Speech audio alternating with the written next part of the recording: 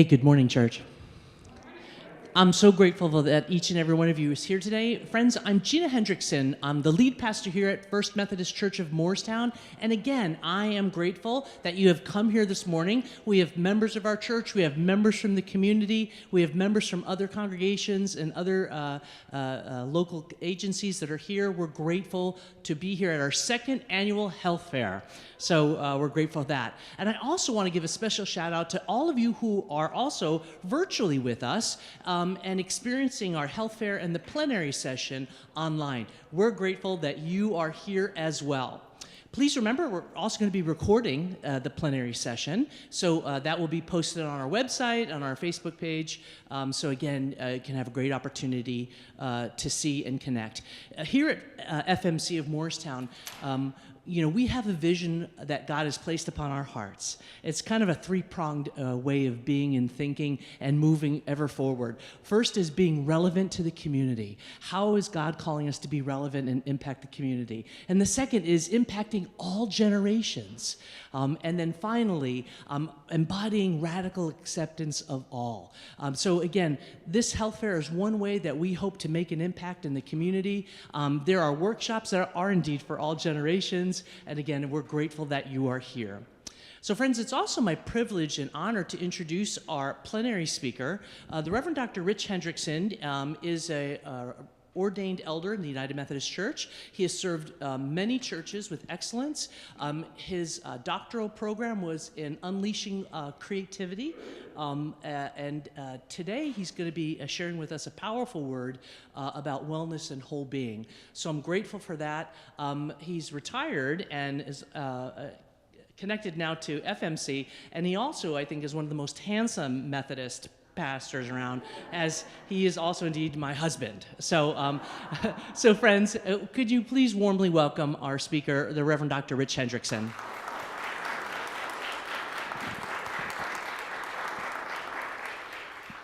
Thank you.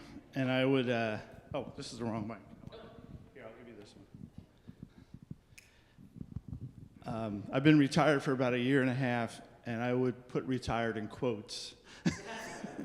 But that's all right. It's all good. Again, I want to welcome you all too. Welcome those that are with us virtually. And I want to thank Gina and Jess and the whole Health Fair Committee for inviting me to be the keynote speaker this morning. Let's take a minute and thank the committee for all of their hard work that they've done to put today together.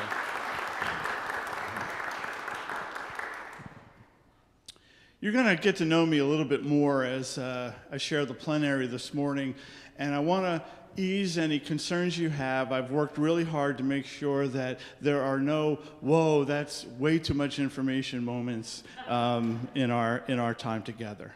But let me share a little bit. As Pastor Gina said, I'm a retired United Methodist pastor. I received my Master of Divinity from Bangor Seminary in Bangor, Maine, and my Doctor of Ministry from Drew Seminary in Madison, New Jersey. We have twin adult daughters and 2 grandchildren, Abby 4 and Peter 2. And we babysat them on Thursday, and I'm glad I had a day in between to recover. But that's probably enough for now. You'll, again, hear a little bit more about my story in just a few minutes. But I want to begin with one of my favorite short stories about the most famous crime-solving duo in the history of the world. Can you name who they are? Holmes and Watson. Yes, I thought somebody might say Batman and Robin or Starsky and Hutch. But it's Holmes and Watson, and it's one of my favorite short stories. And it's one night Holmes and Watson go on a camping trip. And after a good meal and great conversation around the fire, they lay down for the night to go to sleep. Some hours later, in the middle of the night, Holmes wakes up and nudges Watson, and he says, Watson, look up at the sky and tell me what you see. Watson thinks for a moment, and he says, I see millions and millions of stars.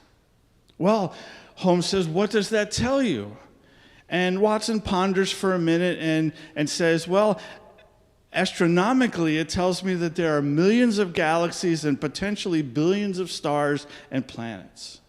Chronologically, I deduce that the time is approximately 3:15 in the morning. Theologically, I can see that God is all-powerful and that we are small and insignificant. Meteorologically, I suspect that we will have a beautiful day tomorrow. Holmes, what does it tell you? And Holmes was silent for a moment and then spoke. Watson, it tells me that someone has stolen our tent.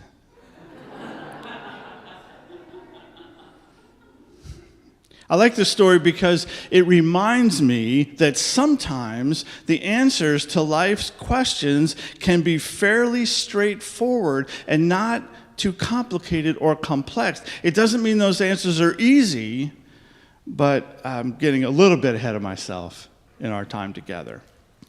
So over our time together this morning, I want to share with you a little bit of my journey. And at times you'll see it is a journey of difficulty and conflict, but hopefully you'll also see that it's one of revelation and discovery. It's a journey that had plenty of aha moments, most of which were not easy transitions and change and growth. But again, nor were they too complicated or complex, even though at times I tried my best to make them both. This journey I'm talking about began about 10 years ago, and I can't believe as I say that out loud that it's been 10 years ago. It began what seemed to me completely out of the blue. Everything was fine, normal, if you will. And then it felt like I woke up one morning and found myself in a place that was unfamiliar, disconcerting, and disquieting. And no, I was not visiting my mother-in-law's house. Oh, that's right, we're broadcasting this, aren't we?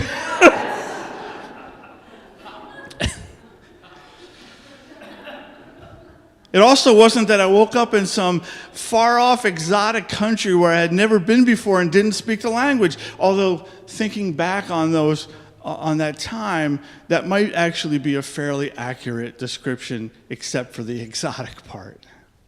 Anyway, what I woke up to were feelings that I was not used to having. Feelings of dread, anxiety, fear, and something I've learned is called intrusive thought. Have you ever had any intrusive thoughts? It's the thoughts that get in your head and just play what seems on a never-ending loop over and over again. And all of this eventually, and when I say eventually, in not too long of a time, led to ever-deepening depression. Now, I say this journey came completely out of the blue, but looking back over that time in my life now, 10 years later, I realized that I might have been surprised at the outset, but mostly because denial is not just a river in Egypt. But this was all new to me. I was a very chill person. I was not the kind of person that let things bother me. I had a great sense of humor. Thankfully, hopefully you think it's come back.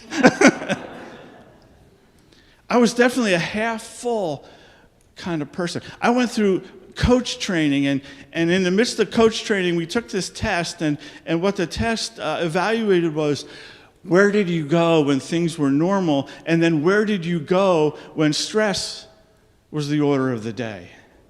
And there were about 20 of us doing the coach training at the same time, and I was the only one that was in the blue, I'm okay, we're okay, everything's okay when things were normal. I didn't move a dot when stress came into the story. I was the only one that even the instructor said, I've been doing this a long time, I've never seen that before. I was an optimist, seeing the good in others, seeing the good and the possibilities for good, even in the midst of difficult circumstances. But then what I could only describe as being a victim of the invasion of the body snatchers, that easy-going, chill person was replaced by someone that I didn't recognize, and nor did my family and friends and coworkers. Now, I don't know if you've had any experience with depression, but for me, it was, again, this never-ending cycle of intruding thoughts that I couldn't process. I just couldn't get past. And when I couldn't get past them, it continued to spiral more and more, deeper and deeper. And then this happens. The worst thing I think I remember about that time was feeling, okay, this is it. This is what life is going to be like for the rest of my life. And I can tell you, that's not a happy thought. And it's made me spiral down even more. The other really difficult thing about what I was going through was the conscious thought that the more I needed the love and support from my family and my friends, the more I pushed them away. Now, I got to say, thankfully, Gina and my daughters, Krista and Rebecca, loved me enough to say, Rich, Dad, you need help. And it's not the kind of help that we can give you. You need a professional. Turn to the person next to you and say, you need a professional. No, that comes later in the, And I was fortunate enough to find someone that I already knew. This therapist, psychiatrist that I found was a member of a church that I had served previously. So I knew her really well. She knew me really well. She agreed to see me. And I got to tell you, it was an hour away from where we lived. And at first I saw her 4 days a week. I can also tell you that as fast as it seemed to me that all of this came crashing down, it was excruciatingly slow in coming out. This shadowy world of anxiety and depression and fear, I would say, lasted about 6 months before I saw any movement towards health and wholeness. And it was during this 6 months that I began to realize the importance of getting and practicing what I refer to now as my daily reps. And we're going to talk, obviously, more about that this morning.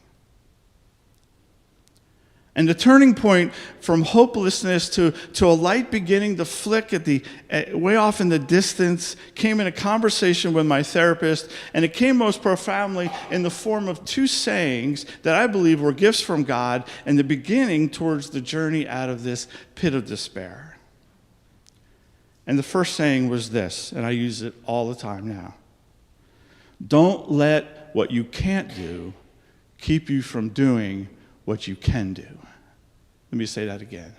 Don't let what you can't do keep you from doing what you can do. My therapist knew that I liked to go hiking, so she got me to commit to getting outside and going for a walk. Not a 5-mile hike, just a walk. She also knew that I spent significant time in prayer and reading and meditating on the scriptures. So she got me to promise that before I went to bed that night, I would read Ephesians 2:10, which reads this: "For we are God's masterpiece, created in Christ Jesus to do good works." Now I want you to turn to the person next to you and tell them, you are God's masterpiece.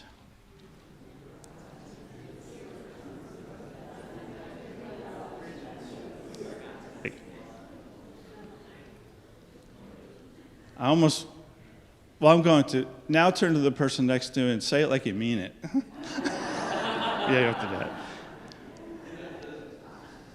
Now, I can tell you, I didn't want to take a walk. I really didn't have any interest in praying, meditating, or reading the scriptures, because part of my fear and anxiety and all that was going on was I was pretty well convinced that God had it out for me. So the last thing I wanted to do was spend time and make myself vulnerable to to the God who was trying to get me. But I knew I was going to see her the next day, and I still had enough gumption in me to say, I don't want to disappoint her. And so I went for a walk, not a hike. We had some woods behind our house. I walked out to the woods, came back. I did my prayer and my meditation. I read Ephesians 2:10. I probably did that for like 2 weeks. And that brought me to the second important saying that was a gift. And that was this: fake it till you make it. Amen? All I could manage for most of those 2 weeks was just what I described. I went for a walk. I combined my prayers and meditation, which really was no more than sitting in my recliner, questioning why God was punishing me and wondering how long it was going to last. But what that got me doing was putting one foot in front of the other for what seemed like an eternity. And through the aha moments that eventually began to happen with my therapist, with my family, with my medical doctor, because she had a part to play in this as well, a change in exercise and diet, the concept of getting in my daily reps began to speak to me louder and louder, and they began to become more of a crucial part of what it was for me to live and to go day to day. Now, REP stands for relational, emotional, physical, and spiritual. You have a little card in your folder that will remind you of these 4 areas. I needed to work on each of these 4 areas of my life. I needed to work on all of these areas if I was going to have any hope of climbing out of this time of depression and regain some semblance of what I thought I was looking forward to, which was my old self, but in fact, it allowed me to become my new self. So repeat them with me. Relational. Emotional. Physical. Spiritual.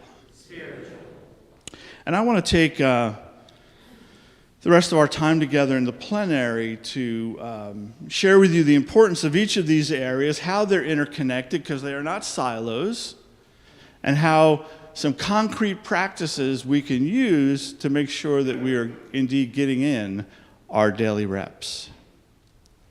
Why are these 4 areas important? I believe that they, at least for me, have led to wellness and balance in my life. It has not, I want to be clear, it has not led to worry-free, anxiety-less, and a kitten and puppy-filled euphoria.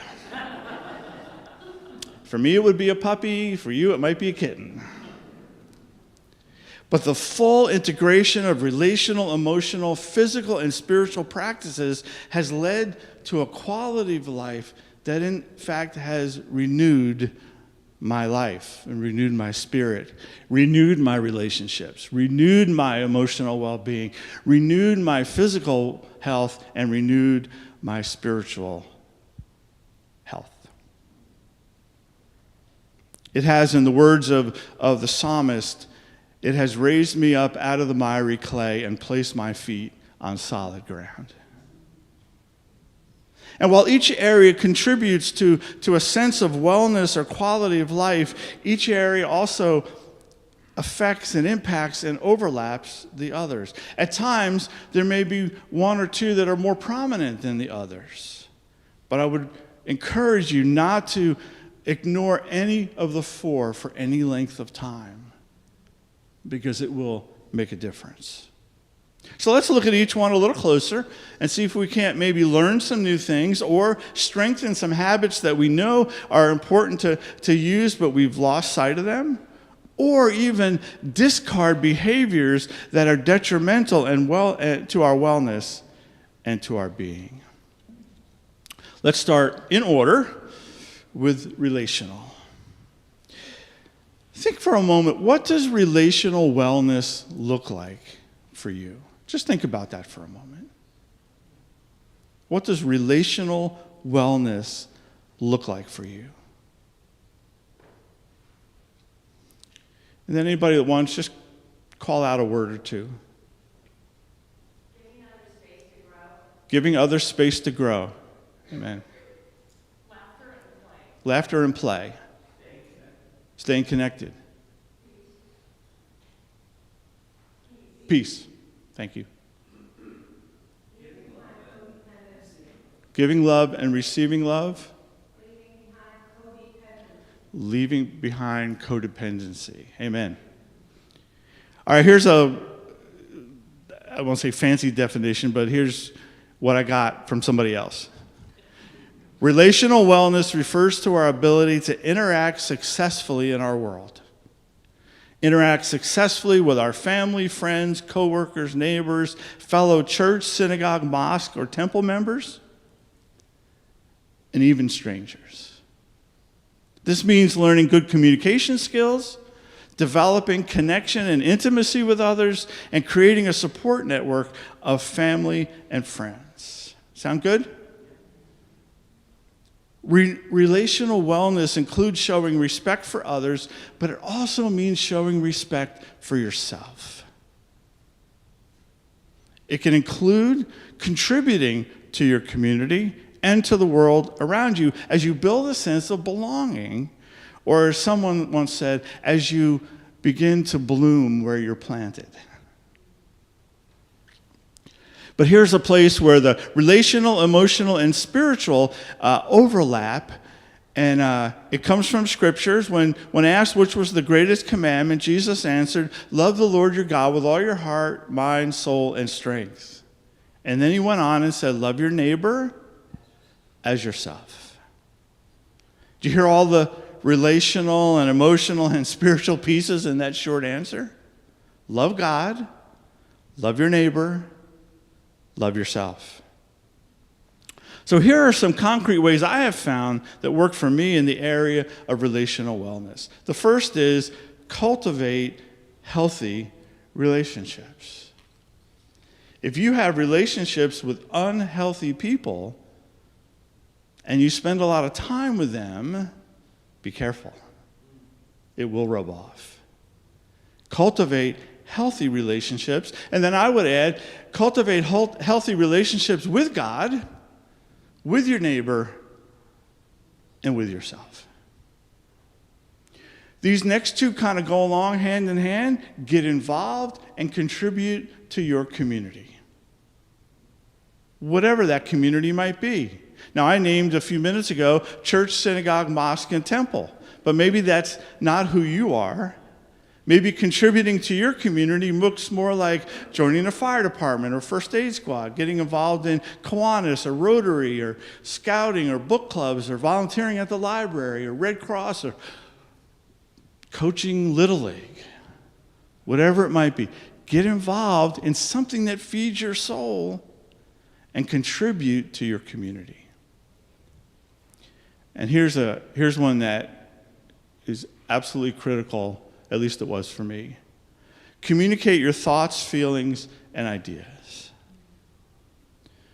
One of the big ahas for me as I spent time in therapy was that depression often is a result of unresolved anger.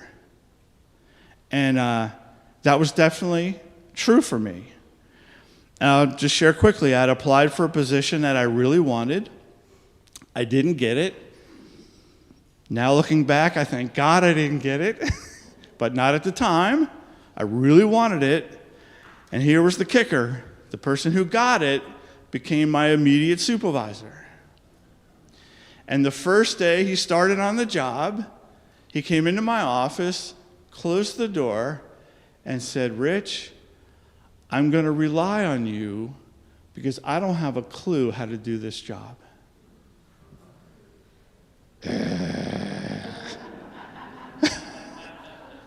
And of course, being the Christian pastor that I am, sure, I'd be happy to. I swallowed that anger until it just festered and festered and festered, and eventually took its toll. So communicate your thoughts, feelings, and ideas, even if it's just with yourself. Even if it's just with yourself. Be honest with yourself and be honest with your emotions. Friends, there is nothing wrong with being angry about something.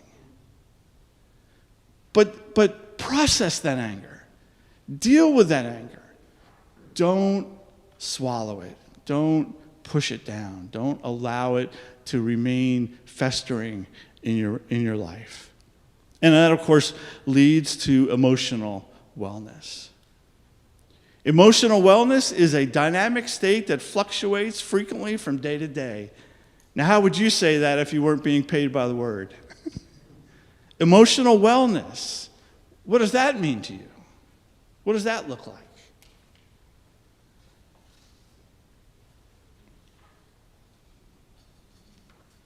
I'd say it's like a balancing of emotions, like just it's always on the road, but it's balanced. Yeah, it's a balance, yeah. There's going to be ups, right? There's going to be lows. How do you balance? What would it be like if we were up all the time? I'd burn out like a Roman candle, you know. And certainly we don't want to be low all the time. The balance, I like that word. Being emotionally well is typically defined as possessing the ability to feel and express human emotions such as happiness, sadness, and anger. Again, there's nothing wrong with having any of those emotions. Emotions simply are what they are. But it's what we do with them that matters. It means having the ability to love and to be loved, achieving a sense of fulfillment in life.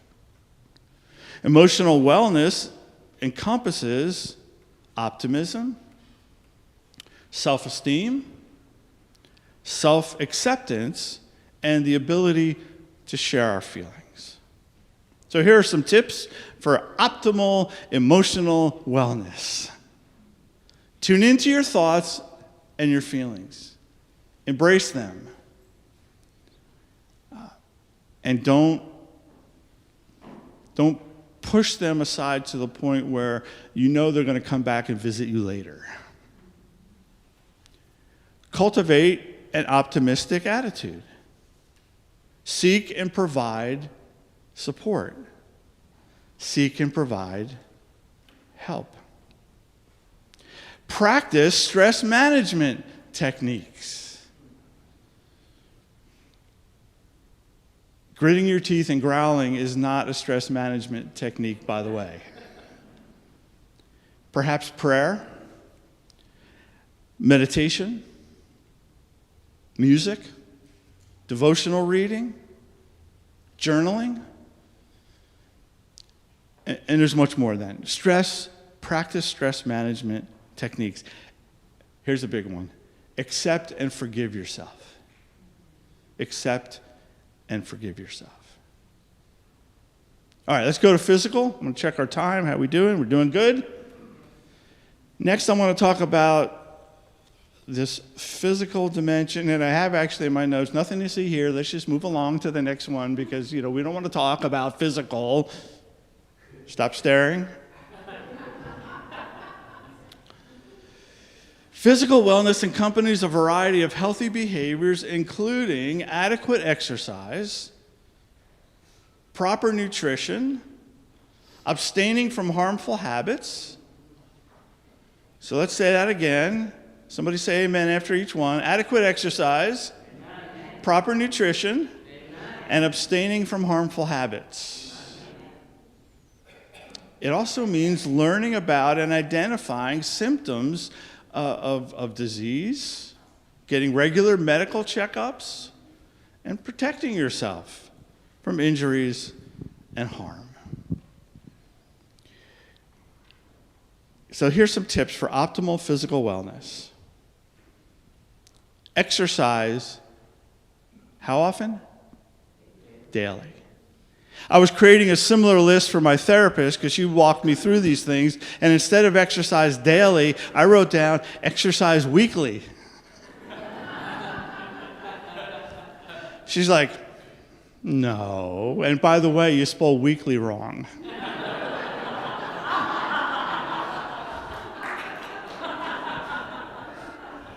I'm like, no, I didn't.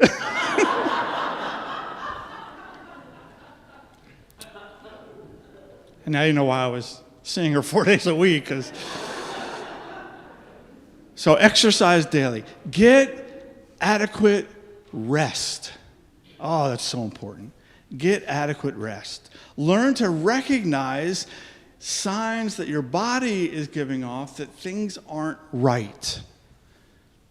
And that's harder and harder the older you get, right? But learn to recognize signs that maybe something needs to get checked out.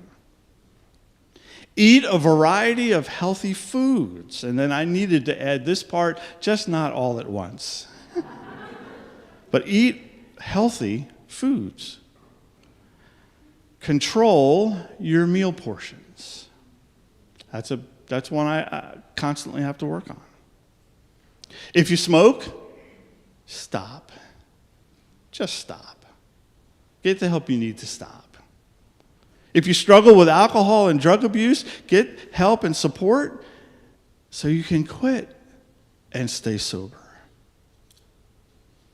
What else would you add to this physical wellness? What would you do to provide physical wellness for yourself? Just call it out. Put a smile on your face. That's physical, emotional, spiritual, and relational. I like that.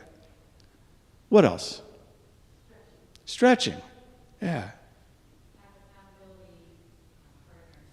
Accountability partners. Excellent. Yes, excellent. Getting hugs from loved ones. Hugs from loved ones. Yeah.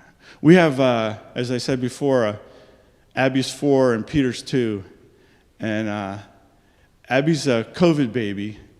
And so it took a long time for us to be able to spend a lot of time with her. But she has come out of that, and we get hugs all the time now. And it's very therapeutic, I'll put it that way. All right, finally, spiritual wellness.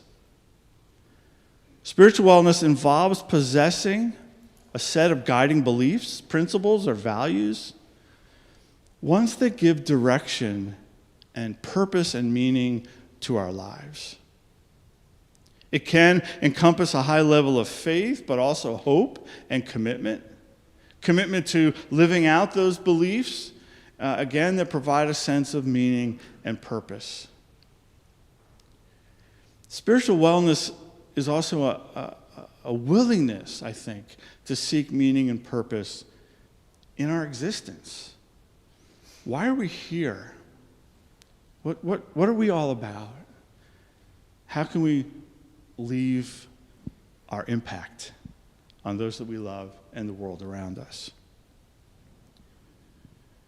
It also is a willingness to question everything. And I say that with all candor because I've seen over the years, I've been there myself, when I believed everything somebody else told me, it wasn't mine. It wasn't mine. It was just a set of rules and regulations to follow. But when I began to question, and when I began to learn how to ask better questions, then my spiritual wellness and my faith became real to me because it was all mine. All right, a spiritually well person seeks harmony between what lies within and what lies outside of us. So here's some tips and suggestions for spiritual wellness. Explore your spiritual core. Explore that. Figure out what that means. Who am I? Who am I down to my soul? And do I like what I find? Explore that. Spend time alone and meditate regularly. And again, that's more possible for some of us than others. I'm an early morning person. We had twins. They're 33 now, but when they were infants, there was no such thing as spending time alone. But if I got up before they did, I could, and that began to become important. Here, I like this. If you're a Ted Lasso fan, you'll recognize this. Be inquisitive and curious. Be inquisitive and curious. Be fully present in everything you do. Listen with your heart and live by your principles. Allow yourself and those around you the freedom to be who they are. Did you hear that? Don't micromanage others to fit your idea of what they should be. Allow them to be who they are and decide whether you want to spend time with that person or not. See opportunities for growth in the challenges that life brings you.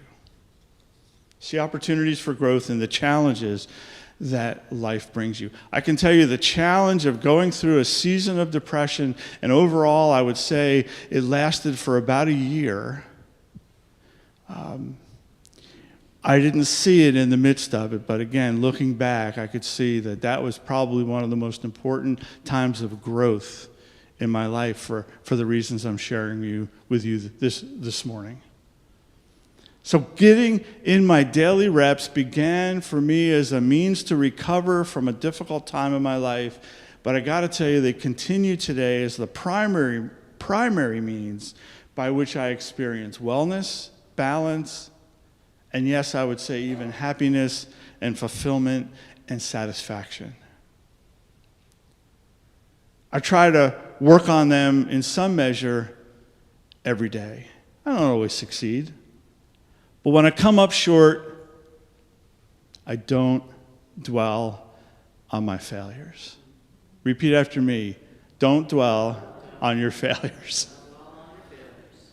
Or don't even see it as a failure, but another opportunity to keep moving forward and fully live in the present, anticipating health and wholeness in the days to come. Now, I know I've thrown a lot at you over the last half hour or so. And to help you use our time together, we put a card in your folder that reminds you of what these daily reps are all about. And we're going to have, again, encourage you to explore what they look like for you. I've shared kind of what they look like for me, but explore what they might look like for you. And I want to encourage you that if you need something like this in your life, give it a try. And don't give up if you don't feel or see any difference right away, but keep at it. That's why they're daily reps. Keep at it. And I can promise you they will make a difference in your life and in your future. So where are we at? We have about 10 minutes. We're going to take some question and answers in 5 minutes? Okay, 5 minutes. Gina has a microphone, so just in case you have any thoughts or questions that we might, I didn't touch on enough or I can further clarify, please speak up and we'll raise your hand and we'll get the mic to you so everybody can hear you.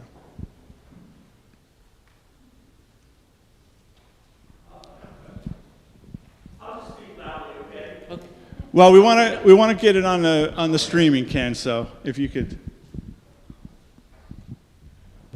Rick, you've talked a lot about personal things that we can do, but we live in a society that often is trying to oppose some of the things that we're doing. Yeah. How do we deal with that in our lives? Anybody else have a question?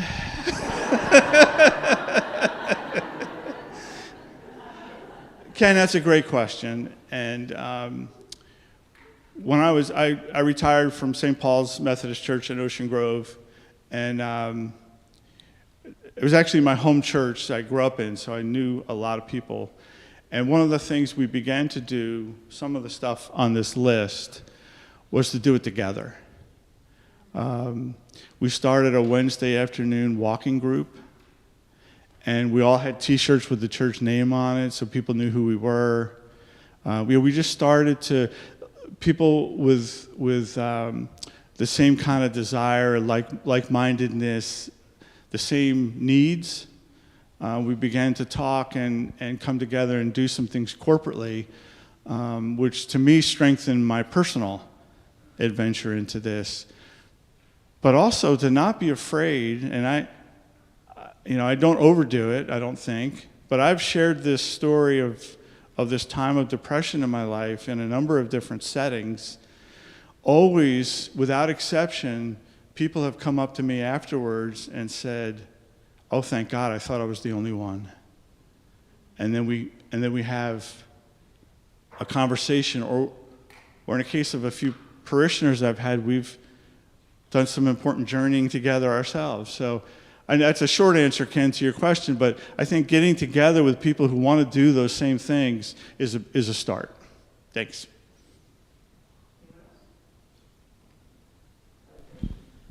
What do you, in your opinion, feel the role of medication is in treating depression? Great question. I mentioned briefly my medical doctor. She was involved, and I went to see her, and I trusted her a lot. And full disclosure, I'm on a half Zoloft every day.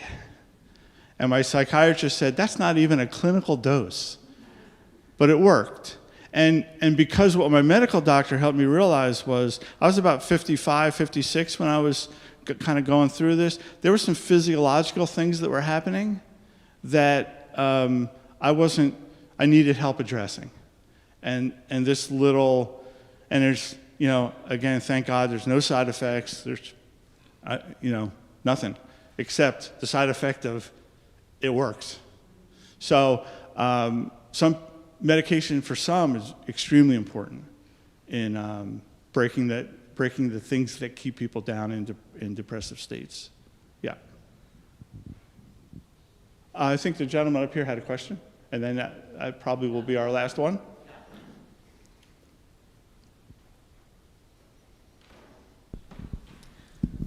Thank you.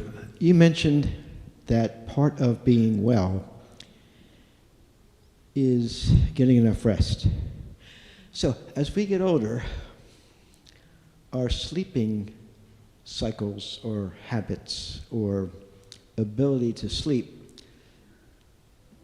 drops off because I was told that we're not producing the same amount of melatonin that we did that helps us fall asleep when we were younger, and that becomes a problem when we get older. I was very reluctant about going on melatonin, and because I was told that once you start, we start with a low dose because the more you take, even less your body will produce of melatonin because it says, hey, I don't have to, I got this going. But as a last resort, I had to take it because nothing was working. Yeah. So I took 3 milligrams, and for about a week. And after about a week, I finally got some sleep for about 4 hours. Let's say from 8:30 to 12:30. Yeah. Then I wake up, go to the bathroom, whatever, and then couldn't sleep the rest of the night. So I kept thinking about this. Should I take 3 or should I double it? And I really didn't want to take more than 3. Yeah. So I tell you what I did, and then you can tell me what your thoughts are. I kept taking 3, and then when I woke up one day, I decided, you know what? I slept for 3-4 hours. I'm going to take another 3. And sure enough, that's all I needed to fall back asleep again until it was time to wake up in the morning. But I want to know what your thoughts are about taking 6 milligrams of melatonin a day. I have the title of doctor in front of my name, but I ain't that kind of doctor. Yeah, so I'm reluctant to specifically respond, but I would say that sleep is part of what I said, though, and that's get adequate rest, and so naps are our friends, or just time downtimes. And maybe the rest doesn't always come all night long. So, friends, thank you so much for your attention. I want to encourage you to really enjoy your workshops. They're great opportunities to change your life and be blessed. And last thing is that will God bless you on your journey. Jess has some instructions for us before we depart the sanctuary. Yes. All right, thank you.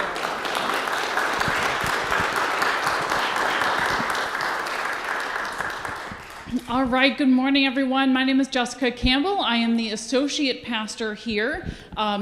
Deep thanks to you, Pastor Rich and Pastor Gina, for being here and leading our plenary session. Many thanks to Patty, who is live streaming and running sound in the back. And a deep word of thanks to the entire health fair team.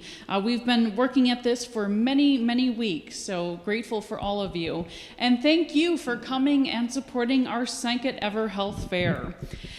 We do have some water and beverages and snacks in our fellowship hall, which is through the courtyard in that direction. And there are also restrooms located throughout the facility. And so if you need anything else, we do have some hospitality team here, and we would be happy to help you find your way. I'm going to introduce our sessions and then invite you all to move into those sessions. We have Release and Relax Yoga with Peggy. And when I say your name, if you would just stand up so everyone knows who you are.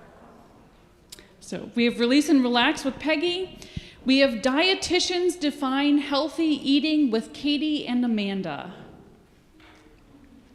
We have Grab and Go Healthier Meal Prep Options with Lalisi, who is actually in the kitchen getting those healthier meal prep options ready to go.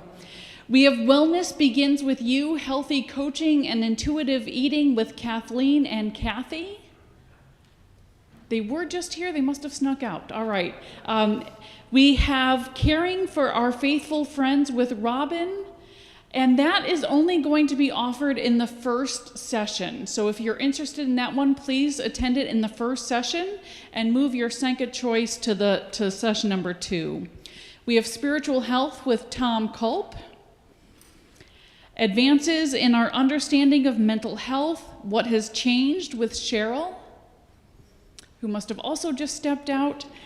From Aging and Grief to Hopefulness and Purpose with Reverend Anthony. We have a Healthy Coping Workshop with Hunter and Katie.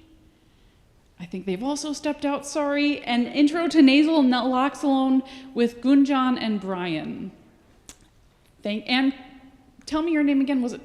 Amanda, thank you. And then last but certainly not least, Discovering the Power of Christian Meditation with Teresa. Thank you for being here. So many thanks to all of our session leaders. Thank you to all of you for being here. Your sessions the location is written on your brochure that was in your folder. But if you have any questions as to where you're going, again, reach out to one of us who are out and about helping, and we will help you find your way.